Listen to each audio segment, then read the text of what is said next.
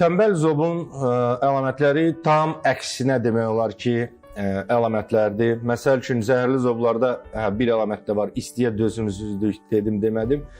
Tənbəl zoblarda əks hallar baş verir. Sürətlə kökəlmə, yenə də saç problemi, dəri problemi, köp, qəbizlik, yuxudan doymamaq və ən əsas dediyimiz kimi səbəbsiz çəkinin artması. Pasiyentlər gəlir, müraciət edir ki, doktor, mən heç nə yemirəm, amma kökəlirəm.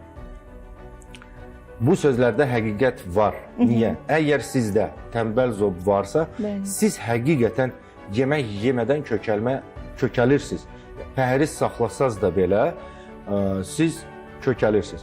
Amma bu tam elə kökəlmə deyil, bu ödemdir, şişkinlik. Qalxanvari vəzi bizim maddələr mübadiləsini idarə edir.